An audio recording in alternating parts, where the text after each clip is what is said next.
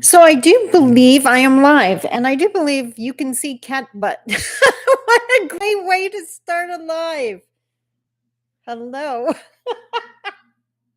Oh my God. Hi, everybody. Mishko Pognon, Quainadishnakas Mungdodem. It's Sandy Boucher here, and I'm seeing people in the chat, which is awesome. I got a shout out here. Carol, you made it. That is awesome. I love it. Cloud Dragon Arts from, oh, here I go again. Okay, forgive me, everyone. I'm from Canada, which means I'm not up on all the abbreviations of US states.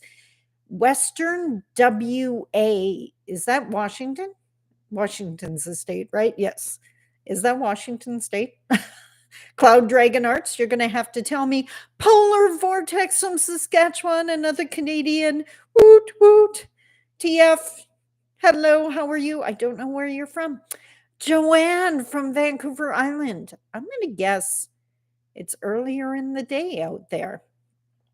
Philip from Australia. We could have such a conversation. Amazing. Hello. Amika, hello. TF, hello from northwestern side of WA. There's that WA again. Is that Washington? Someone please tell me. Oh, okay. Juliana from WA. Oh, Carol, hi. I am so thrilled you made it. Washington State, I guessed right. Yes. So I don't want to center anyone out. I realize a lot of us watch YouTube videos and don't necessarily subscribe. I'm wondering if any of you are subscribers or if you've seen a couple of my videos. Are you here by accident or have you seen some of my videos? St. Petersburg, Russia? Seriously, Northern Lines? That's amazing. A lot from Washington State. Do I have fans in Washington State? That's pretty amazing.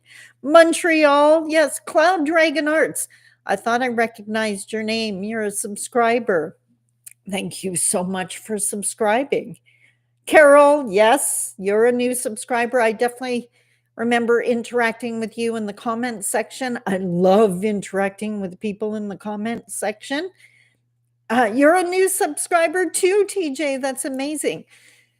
So the reason I wanted to do this, it's awesome doing the comments back and forth, but I mean, sometimes you have questions or you wondered about things. Was there a video that really resonated with you or really surprised you with the information you learned? Bram Stayer, I like your videos. I'm an artist at the beginning of the Rags to Riches story. I started out as an author. I know the story well. Phyllis from Edmonton watches all my videos, learning so much. I love hearing that. Oh, Northern Lines. Yeah. So many people joined my community after the whole Buffy St. Marie thing. Bluffy was the first. Okay. I like that nickname. It might be mean, but I like that nickname. Yeah. Cool people on here. Yeah, I think so too. Found you through the Buffy scandal, but I have so many friends involved in truth and reconciliation. That is amazing. I've been in business, like I said, I'm in my 15th year now. I was involved in truth and reconciliation long before I realized I was. I started working exclusively with First Nation communities. As an Anishinaabe, as an Ojibwe woman, I really wanted Indigenous people to remember our strength, to remember our resilience, to remember the power of their teachings, whatever nation they were from. And then it was just a natural progression that it wasn't even my idea. A non-Indigenous for-profit corporation reached out to me and asked me if I'd help with their Indigenous engagement. And total honesty, I thought they called the wrong people at first. And they were the ones that said, well, if we want to learn how to work with Indigenous people, kind of makes sense to us to ask Indigenous people. The light bulb went on, and that's the rest of the story, as you can say. What kind of art are you practicing, Bram? You got a fan here. Came up from Buffy for me too. I was so bummed because I loved Tanya Tagak and they performed together. You know what? Who was that? TJ? I thought of Tanya right away too, only because that song is on my playlist. And I'd be willing, I don't know for sure, but I'd be willing to bet there's quite a few Indigenous artists that worked with her that are now doing what the, right? Like, my heart went out to her. White Swan Environmentals, Shirley Williams of Lumi Nation works so hard for truth and reconciliation. They are trying to build a longhouse. Wow, that's amazing. I love any kind of Indigenous resurgence. And I know there's people out there. By the way, how many of you, if anyone, saw my post or my podcast that did the bingo card? I've mentioned the bingo card quite a few times.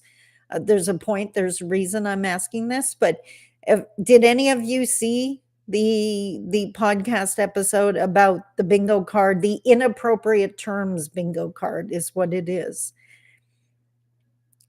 See if any of you have seen it. Yes, okay. The reason why, are you ready for this, guys? I love my life so much. The bingo card was very enlightening. I am not kidding. 10 minutes ago, I had someone comment in one of my threads on one of my videos that I was pulling the race card. I was like, you didn't watch that video, did you? I was like, oh my God. Yeah. It some people. And actually, what got my attention, I tried to catch all of the comments. This may be complicated, but I would love to hear your views on any experiences with Central and South American Indigenous peoples. I have no experience with Central and South American Indigenous peoples, TF, sorry. And not that I'm not open to it, and I would absolutely love that experience. But honestly, so what I speak to is like building core. You know, when you're getting into physical fitness and they tell you got to build up your core because that supports your spine, and that's a huge focal point of your health and physical fitness. Your strength is your core. That's how I look at Indigenous teachings and culture, that I really promote that for Indigenous people, we can't keep doing, because what assimilation did to us is what colonizers do, grabbing information from all over, and that just leaves our youth especially incredibly confused. So I always promote, work on your core first, do your teachings, your culture, get comfy and confident in that, and then you're able to experience and be exposed to all these other things, and it doesn't confuse you anymore. It can actually add to your experience, but you need that core first. And I think honestly, for non-Indigenous people, that's why they can look at other things. They know who they are. They're just adding to who they are. That is not the same for many Indigenous. Heard Cowersey Chief Cadmus speak about reconciliation. I recommend his TED Talk. Thank you so much for that. Hello to everyone from South Wales in the UK. Amazing. My husband's Canadian, from Brampton. Are you serious? I used to live in Brampton. I won't be able to hang around for the live chat. Just wanted to say good luck on your first live. Aren't you the sweetest individual ever, Lorraine? Thank you so much. Named by White Sets. Yeah, okay. Monica, thank you so much for coming out. That's pretty amazing. I was talking about that guy that commented in the thread. It's 6:08 a.m. here Monday morning. Need to go to work. Philip, you're amazing. Thanks you for stopping in. Talk about dedication. Holy mollies. I love it. I don't know about you guys. I'm always talking about through an Indigenous lens here. But if I had to identify and try to group together a group that has a serious issue with Indigenous empowerment or strong Indigenous voices, and I've said this 100 times, this is not new, may not have said it in video, definitely said it in the seminar and in my keynotes, impoverished white, the non-Indigenous white people that are struggling financially. And I honestly believe it is because they are struggling, they are impoverished, and they see our activists and our allies defending us, and no one's defending them. And if you think of the hierarchy that mainstream loves so much, they're seeing themselves at the bottom of this hierarchy, and the only thing below them are the people they've racialized: Black people, Indigenous people, newcomers. And they have to adamantly turn against us because they don't want to fall below us on this hierarchy ladder they're living by, which makes absolutely no sense to me as Anishinaabe, because we sit in the circle. I don't see myself as better than anyone. I don't see anyone as worse than me either. So, yeah, that makes no sense to me. Dennisy. I don't know. I'm probably massacring your name. Sorry, but that's a really cool name. Nova Scotia. Greetings from Central Saskatchewan, homeland of the Métis. Hello, Brian. How are you? PA. Is that Pennsylvania? Here I go with US states again. Very good observation about impoverished non-Indigenous people. Thank you, Catherine. So I don't know if you guys like my mom's teachings. I kind of hope you do. But here's another one that so benefits me when I do this work or I see those kind of comments in my thread. My mom used to tell me that when someone says something and the voice in your head goes, what? Like, where did that come from? Like what? That you gotta imagine, you gotta ask yourself, how scared would I have to be? How overwhelmed would I have to be? How isolated would I have to be to believe something like that? So when I see non-Indigenous impoverished people fighting so desperately to be relevant, I find it, even though they say the most god-awful things, I just find it impossible to hate them because I totally understand where they're coming from. I don't think they're attacking the right people. Marginalized turning on marginalized doesn't work, but they're not seeing anyone fight for them. And I get that. I totally get that. What brought you here was Buffy St. Marie. Yeah. And you know what? I've had a few people. This has been such an unpacking journey for me. As an Anishinaabe, I would love to hear if it's been an unpacking journey for other people. Because I'm getting called out now for mentioning Buffy St. Marie. Let it go. You're trying to capitalize on her name. And it's like, no, actually, this is not where I make my income. Thank you very much.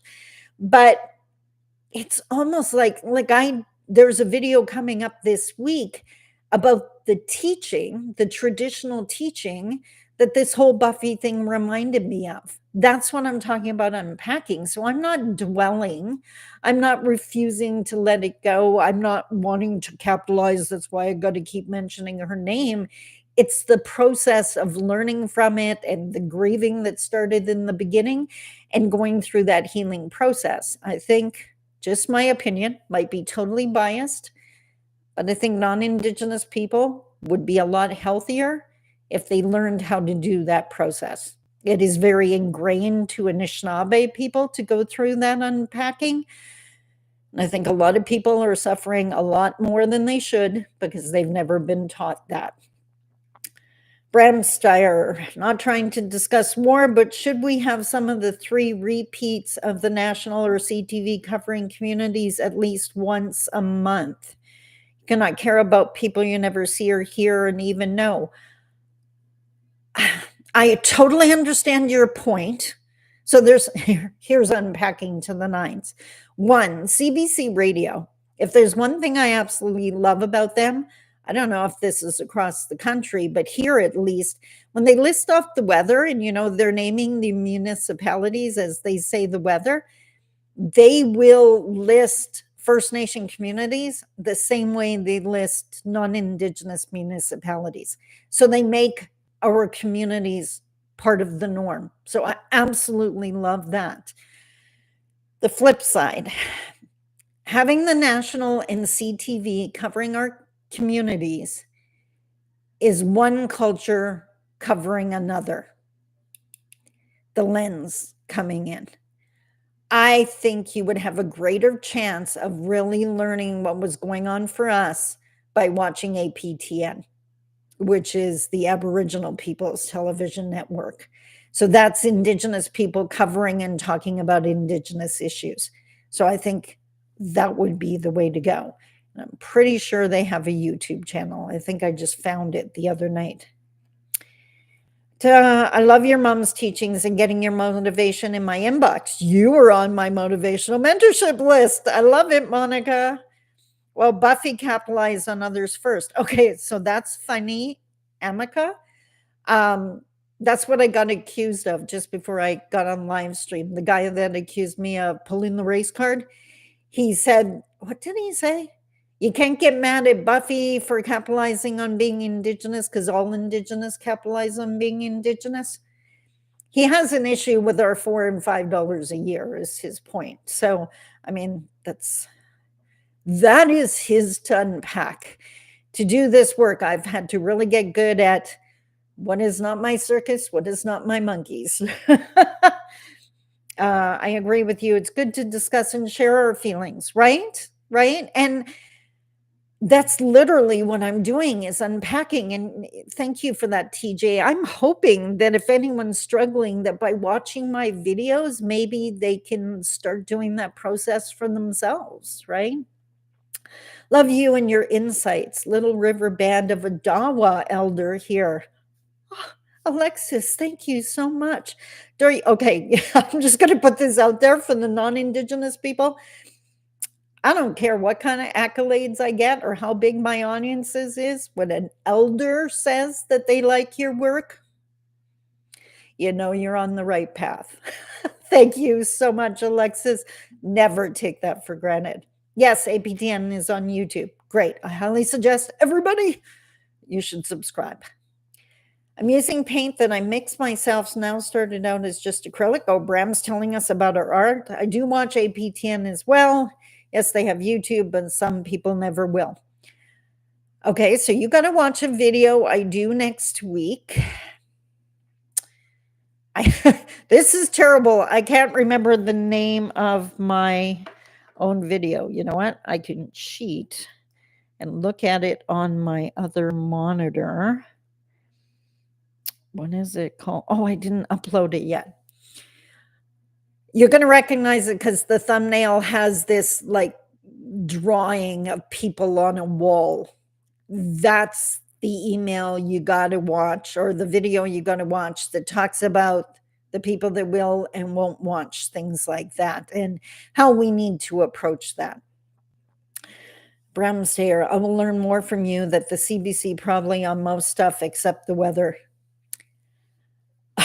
Not even touching that one. I am not saying you're wrong.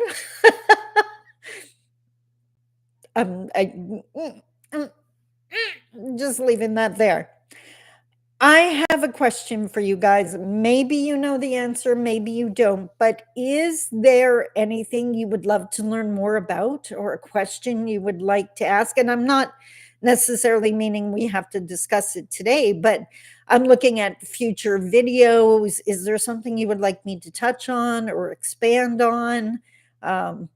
What would fit into that criteria? Let's see how many times I can say what. In one YouTube live. by the way, this is not bad. This literally is my first ever YouTube live. And I thought, I don't know. This could get crazy. I honestly thought there was a chance I might end up sitting here by myself. So I love every single one of you for showing up. Thank you so much.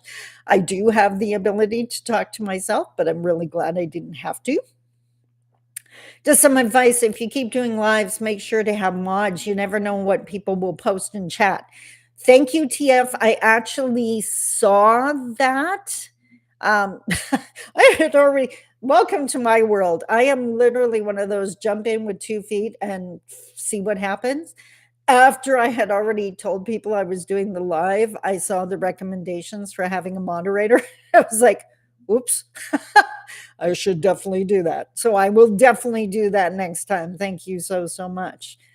This is awesome. Great group in here. TJ, isn't it? And you know what? Thank you for saying that, TJ, because that is exactly how I feel about the YouTube community I've found since all of you found me.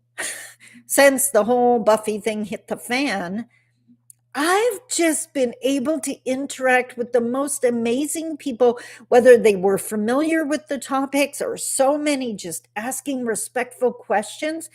You guys, I've said it 100 times, you guys don't realize you are my fuel. I can keep doing my work because I get to interact with people like you. And I know I meet those people in seminar, but now I can talk to you guys every day, and that's just amazing. I would love to know what you think of plastic shamans.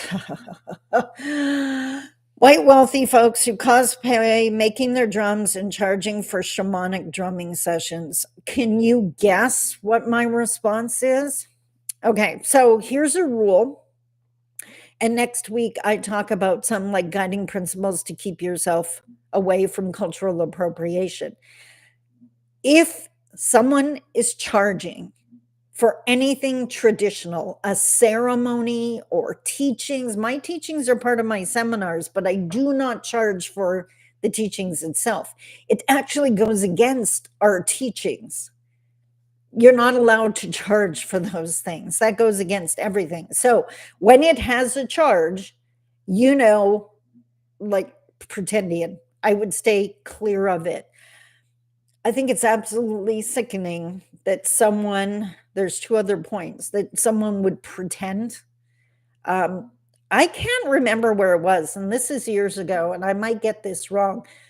I want to say Texas, but it was like somewhere in the southern US. I'm going to guess one of those type of fake shamans things. And they were doing like a sweat lodge. But so I should have put that in air quotes because it wasn't a sweat lodge at all, but that's how they were promoting it. And they actually used like plastic to make the event and like to make the structure. And people actually died because you have like smoke in there. That's what happens when fake people do things. I did want to touch on the drum making for a second. And this, I know a whole bunch of Indigenous people are not going to agree with me on this. That's okay. We all have the right to our feelings. A drum is a sacred item.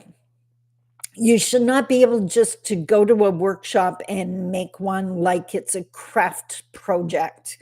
In the same way that making a dream catcher has now been reduced to a craft project. I am not saying that you shouldn't have a hand drum. I am saying there are teachings that go with that, and there's a process to respect that, and we can't mainstream it and get to the end game really quickly and forget the teachings, because then all you have is a craft project. And that's, yeah, I have a problem with that. Oh, Phyllis, thank you so much. Awesome. Catherine, how as a non-Indigenous person I can work towards reconciliation? What an amazing question, Catherine. Okay, first and foremost, let's start with we need you. We need our allies. I love the way you phrase that, by the way, because I still run into way too many non-Indigenous people that want to go into the communities to help us. And that's way too close to the whole save the Indian mentality that got us in trouble in the first place. If you think of the eagle feather teaching, and each side of the eagle feather one side represents you, the other side represents whoever you're talking to or working with. It could be your partner, your child, or your coworker. If you think of the eagle feather as Indigenous and non-Indigenous, all of the attacks towards Indigenous people are coming from the non-Indigenous side. We need our allies more than anything to be doing the work on that side of the feather. If you go into an event and there are no Indigenous people there, simply ask the event organizer, why not? Do not speak for us. You don't need to make a big kerfuffle, but just ask the question. They may not have even considered it before. When DEI events, right? They often think of everyone but Indigenous people.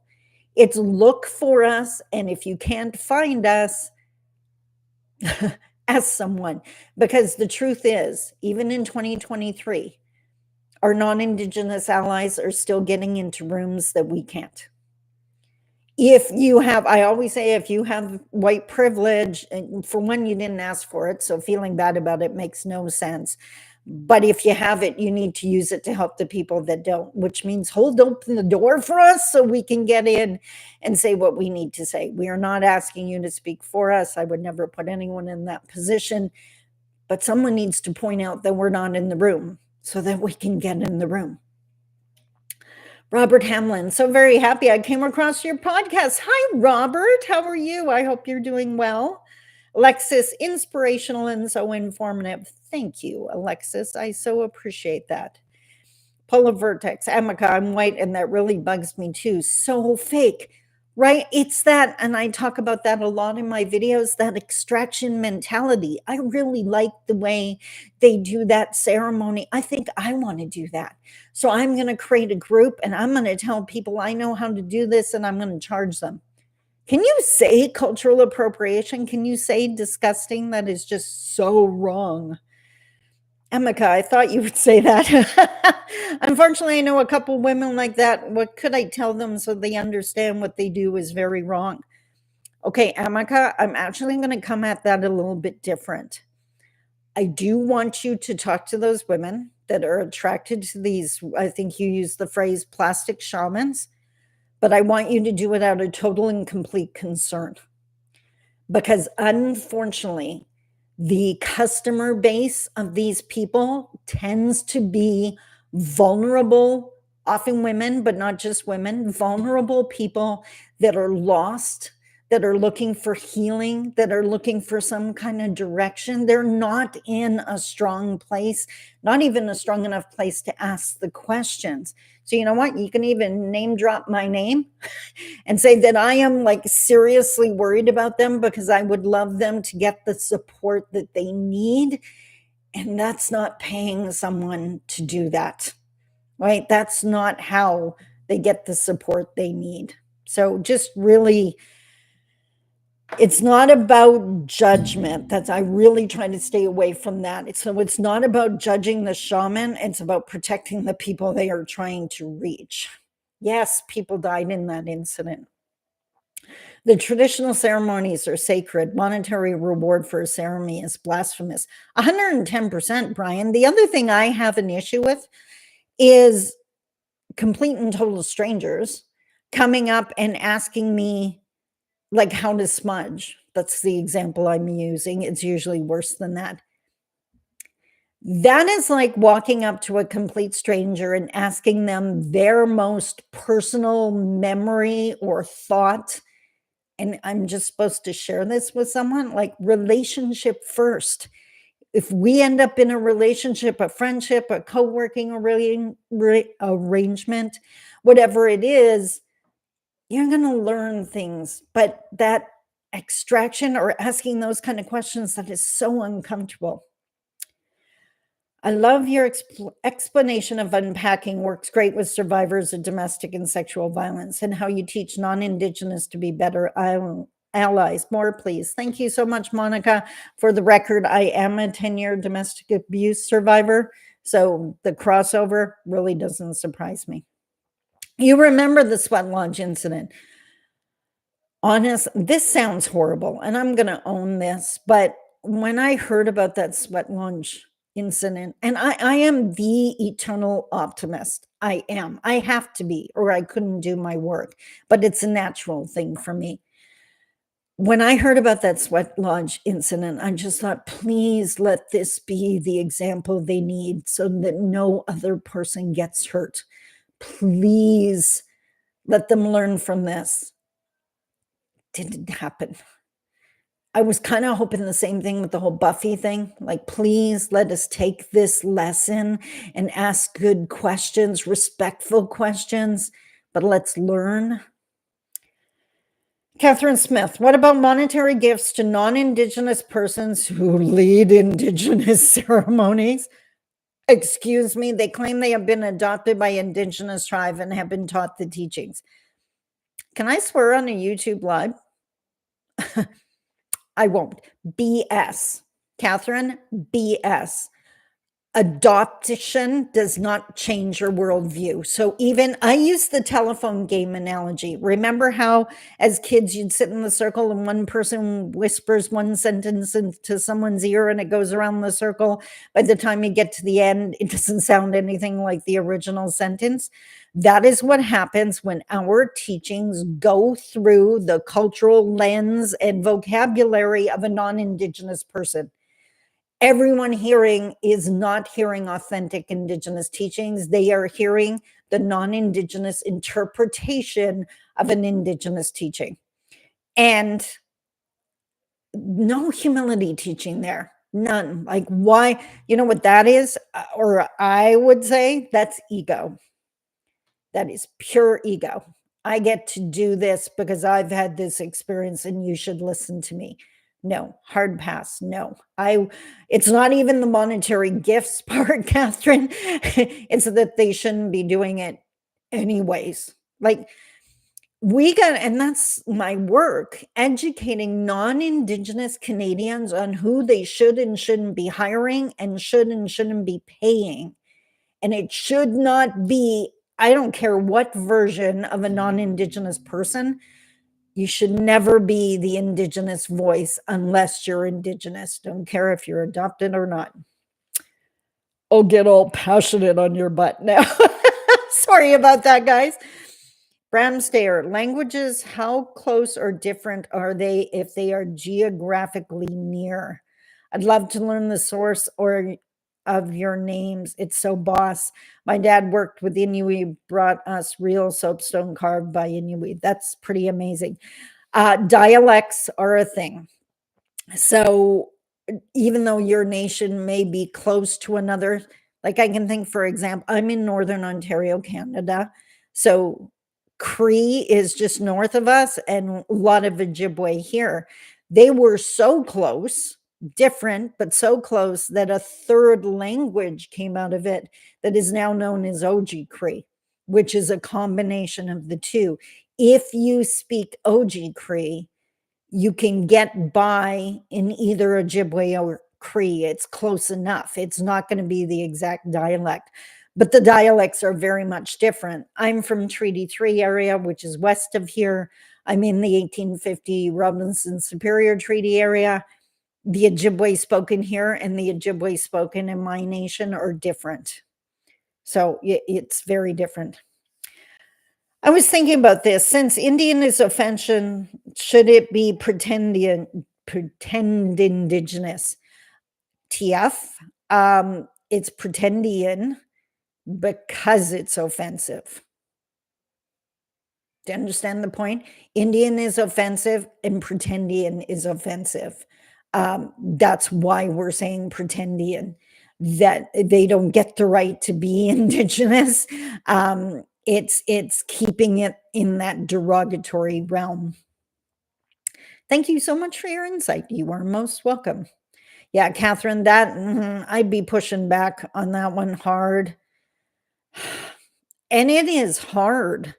Like, I don't know if you guys saw the video. I called out my ex-husband last week in a video for being pretendian. And I know he is. I've been telling people personally for years. And it was amazing how many people wanted to paint me as the scorned ex-wife. You know what? The best thing that boy did was walk out the door. So, no, hard pass on that. But he's hurting people like pretendians do, because vulnerable people are going to him. As I shared in the video, we met because he was running a healing circle, which he had no right to do. It was because he was pretending to be Indigenous.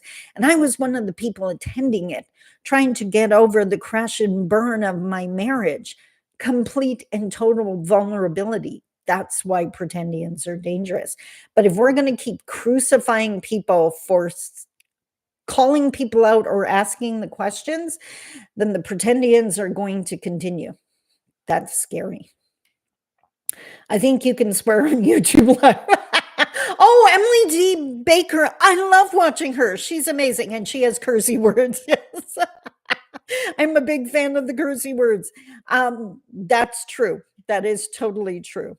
I always try, and my mom reaching down and smacking me if I do. I'm always trying to be conscious of who my audience is. And that's why when I talk about safe spaces, like my business started on my Facebook page. I have elders that follow my Facebook page. I have young Indigenous men and women that follow my Facebook page. I'm not going to speak like that out of respect for them, not because I don't. Let's not paint a picture here that doesn't apply, but out of respect for them. So, but thank you for that point. I love that cursey words. If a non-Indigenous group approaches an Indigenous person to provide education, i.e. a subject like the environment, is a donation to a charity, institution, a choice by the teacher preferred? Okay, Lena, guiding principle on that, every single person is going to have a different answer for you. And the only answer you need is from the person you're working with. And the next person you work with, you're going to have to ask that question again. So there is no difference. The one thing I would advise against, because that's where it's going to be seen as derogatory, is don't make the decision for them. Non-Indigenous deciding that Indigenous don't get the money, it should be a donation on their behalf. That comes across as paternal. It comes across as that controlling white supremacy. We're going to decide what you're going to do. That would be all bad. So ask them.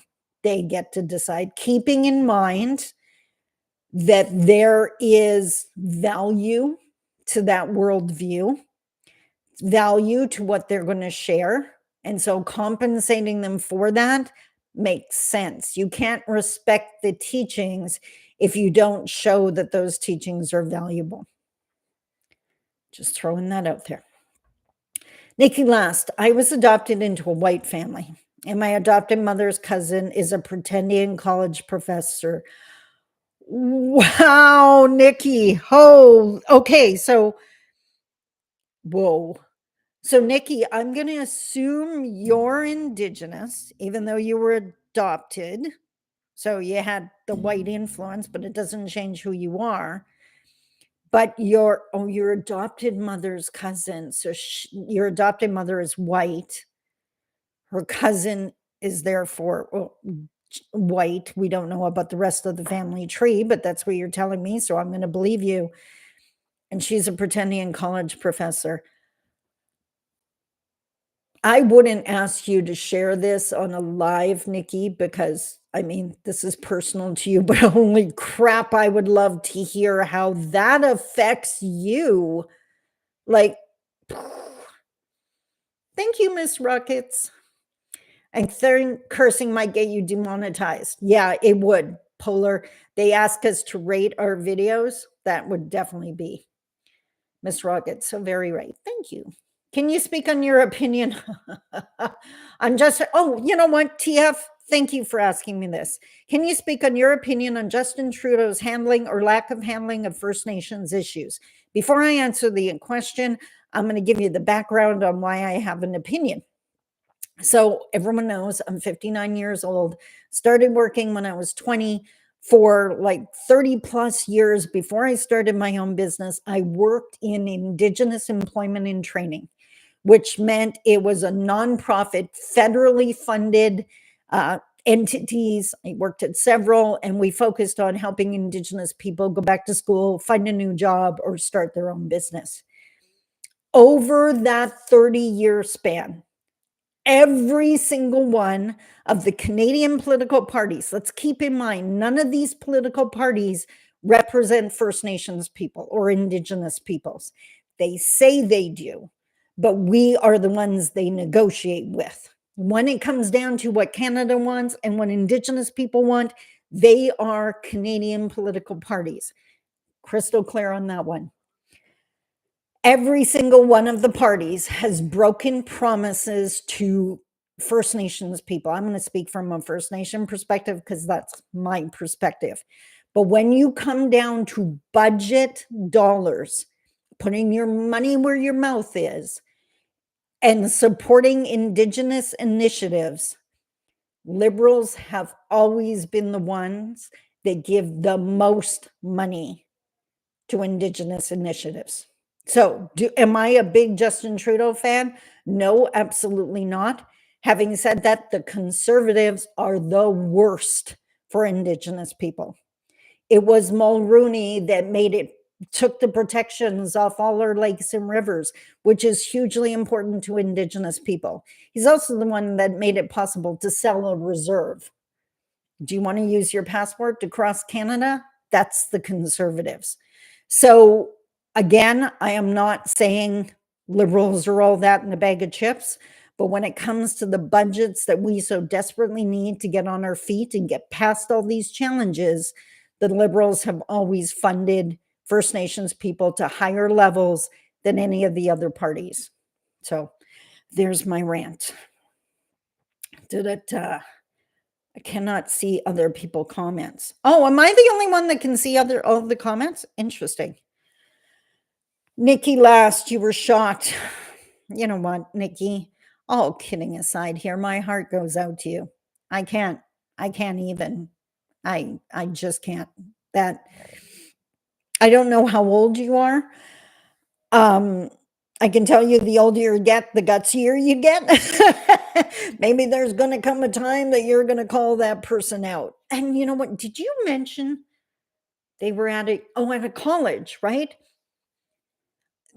That's what I mentioned in my video. Colleges and universities, they say, I'm going to give them the benefit of the doubt.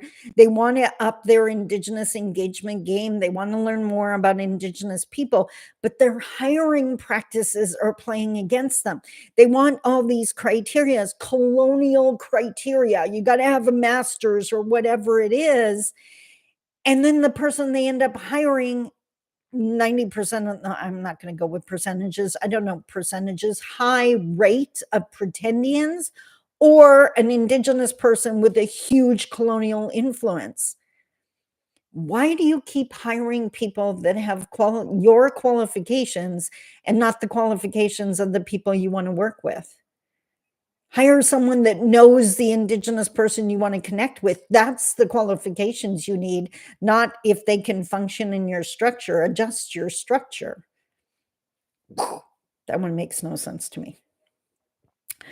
Everyone go up to the top and click on live chat. Oh, is that when they'll be able to see the comments, Nikki? If that's true, I love you to death for sharing that because I didn't even know that. Yeah, make sure it's on live chat, not top chat on the drop down menu. There you go, guys. Thank you for that. I can share that next time. Live chat, not top chat. Okay, awesome. He fixed it. Yes. An Indigenous political party to try and wrestle the $1 billion worth of compensation that pays lawyers first. Lawyer Pamela is very busy. Quebec thinks they're a distinct society. Do not even get me started on distinct society. So I'm going to touch on that one for a sec. Hang on. Yes, I have my magic wand. I have my magic wand. I have long dreamed, this is never going to happen, but I can dream. I can wave my magic wand. Hi, River.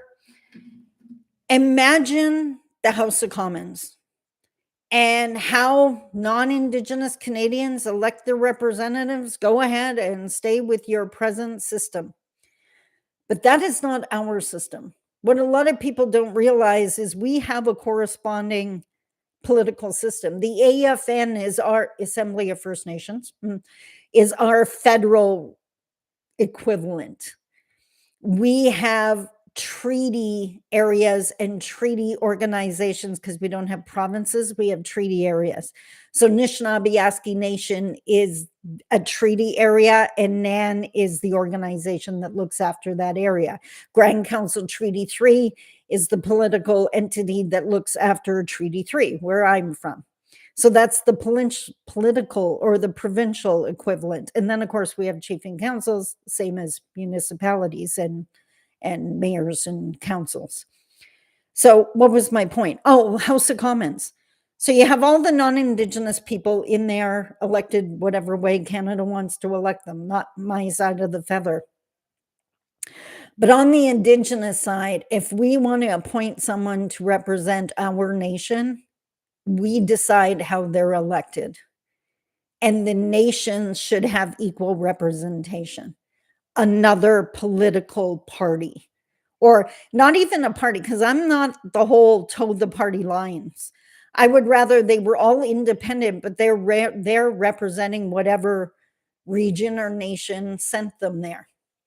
You hear Indigenous people say all the time, we want to be at the table. We want to be at the table. That's what they're talking about. Don't come to us with a solution already. Don't come to us after you've discussed it for a year.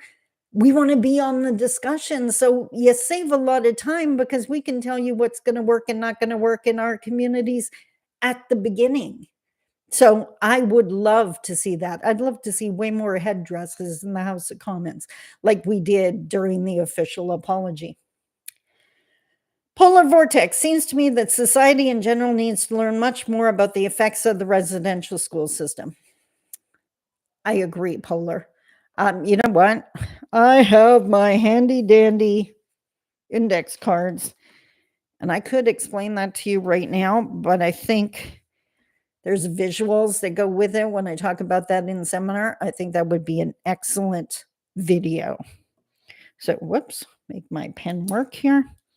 I am going to write that down because that definitely needs to be a future video. Residential schools. Thank you very much for that. Yeah, Brian. Yeah, I'm older. That's adorable. I love that. CBP Equine Services, joining late from Manitoba. Great speaker. Thank you for your contribution. Well said. Thank you so much. I've been doing this for 15 years. And you know what? I was thinking about it this morning. This is the part I love about my job. When I go do a seminar or a keynote, yeah, I enjoy doing the keynote and letting people know things they didn't know before. But I love the question and answers at the end. That's my favorite part. I envision things, I manifest things, if that's the way you want to put it. And I would love to do one of those events, where you have the interviewer sitting next to whoever the guest speaker is, and it's just that dialogue back and forth. I've never done that. I just think that would be epic. Just throwing that out there. Joanne, I'm interested in a future video that addresses the Indigenous hospitals. Whoa. Okay, I'm writing that down. And I reacted that way only because, I have a different story about the Indigenous hospitals, Indian hospitals. They were. Yeah, I realized the issue, huge. I realize how many people were hurt and continue with that generational trauma. And there's another side to the feather, and that's the one that I experienced. So, but thank you for that. I will definitely consider that. Holy molies, how did 50 minutes go by already? You know what? I don't know if you guys saw the video where I talked about my kitchen table and how when I was growing up, if someone had an issue, they knew to come and sit at my mom's kitchen table and they'd have a conversation. My mom was a master at getting them to laugh, and by the end, maybe they hadn't solved their problem, but they definitely believed they could. They felt better. And I've always approached my work, whether it was like a live seminar or a keynote or my videos, like I'm sitting with someone at my kitchen table and we've just had the most epic 50-minute conversation. So that's pretty amazing. Thank you for that. D. Ellen, there's little doubt that Buffy lied. But have you considered the wrong side of the blanket possibility? Her bio made me wonder years ago if the indigenous mailman sired her. Would that matter? Of course it would matter. I don't agree that's what happened. I watched the Fifth Estate episode. Well, and I can't remember her name. The first woman, she's in the Fifth Estate episode. And she talks about how when she started to hear Buffy's story, all the bells went off because it sounded like the stories Pretendians tell. And that's exactly what happened to me. Now, I went into watching the Fifth Estate video or the episode as a huge Buffy fan. I thought Buffy was under attack and I'm ready to defend her. And that's where I came from. And I got knocked down hard. The problem with this is people are so desperately trying to find an excuse for her that it empowers Pretendians. Everyone thinks we should just call them out. No one believes us when we do, especially someone like Buffy had the advantage of no internet. The reason why this is so hard for someone is that she's been around for so freaking long, but it was look what her brother was doing. He had to write to newspapers to try to offset this story. He tried and people don't believe him, right? So, and her family would know. I'm sorry, when you come home with a baby. There's a difference between having a baby and a baby showing up. I don't believe it's the wrong side of the blanket. I don't like the fact that her story has changed so much through the years. I don't see transparency. I don't see humility. I don't see so many things that would make her story. And trust me, I went into it wanting to believe her, and it's not there. Oh, Bram, good, awesome. Love that you share from the heart, Sandy. TJ, I'm so glad that's okay with you. There's a lot of people that really don't like that I do that. Ready to rise. Get the evidence before calling it an investigation and make it real for female gender aspiring to be investigators. I don't even know what that means, ready to rise. And I'm not sure how female gender got into that. But if that's a transphobic comment, I want to be crystal clear, not welcome here. I saw way too many of those and they're gross. So just let me be clear. Yes, Bram, Kim Tallbear, that's who I was talking about. Ready to rise. If I misinterpreted that, I'm open to understanding that or changing that, but I just want to be crystal clear on transphobic comments. Could have waited patiently for Buff to come over and go right for evidence. I don't know what that means either. Beverly, not sure. That's it. You're right. It empowers the Pretendians. The other thing here, we need this on billboards all over the country. Silence empowers the oppressor. Always. So if you see an injustice, the people that wanted to be allies, if you see something that's problematic and you don't say anything, you are empowering the oppressors. It never helps the marginalized. Never. Which is why any about Buffy, wrong side, the power's going to the wrong side. Let us handle this is what we got to put out there. Buffy pretended big time, no internet, but she had a Piapot family to copy. And you know what? They adopted her. That doesn't make her indigenous. It really creeps me out that they happened to be grieving at the time too. That's just scary, right? But like I said in one of my comments, I've been adopted by so many different families from so many different backgrounds. That doesn't change who I am. It just shows who I'm accepted by. So that's not something to brag about or to claim. That is something to honor and cherish and be grateful for. I watched Buffy's video first, then I saw the Fifth Estate, and I was like, oh, well, nope, her story is not the real truth, Nikki. I love you, girl. Don't know you, but I love you. Exact same thing I did. Exactly the same thing. Carol Fraz, learning so much from you. You know what? Every time I see your last name, Carol, I come from a very, very small Northern Ontario town, and we had Fraz in our town. Might be a connection there. DNA could clarify everything. I don't agree. I think way too many people are coming down on that, but we already know, depending on which company you go through, they're not the greatest at coming up with cultural identities. So it's not as black and white as people like to think it is. Ready to rise, you're actually trans. Okay, well, that's good to hear. So I'm going to assume you're not doing an anti-trans comment. That's excellent. Way to go.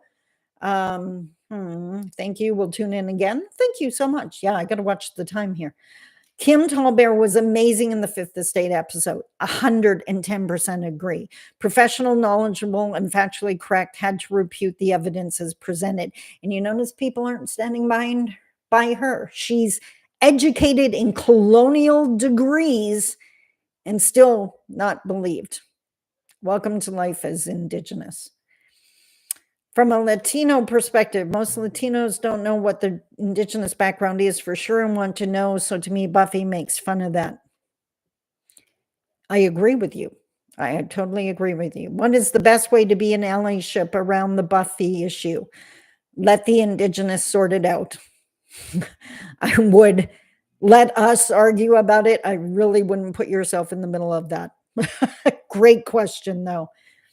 I know you said not to ask an Indigenous person about Buffy, but I have already asked before I saw your video, and he was okay with it. He said, if you like her, you like her. If you don't, you don't. Yeah, I don't think it's about, the issue is not whether you like her.